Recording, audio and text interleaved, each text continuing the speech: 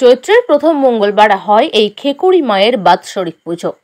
এই গ্রামে সারা বছরে একবারই খিকুড়ি কালী পুজো হয়ে থাকে।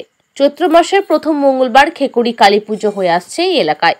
বিভিন্ন গ্রাম থেকে কয়েকশো মানুষ আগের দিন সন্ধ্যায় গঙ্গা স্নান করে তারা সারা রাত পায়ে হেঁটে মায়ের জন্য গঙ্গা জল নিয়ে আসে। আজ দুপুরে এই খিকুড়ি কালীমাকে স্নান করিয়ে তারপর হয় পুজো পাঠ। পুজো শেষে এলাকার কয়েক হাজার মানুষের প্রসাদের ব্যবস্থাও থাকে। এছাড়াও আগামী কয়েকদিন ধরে চলবে সাংস্কৃতিক অনুষ্ঠান। শুধুমাত্র একটি গ্রামের মধ্যেই সীমাবদ্ধ নয়, আশেপাশের গ্রামগুলো কয়েক হাজার হাজার মানুষ হাজির হন মায়ের মন্দির প্রাঙ্গণে।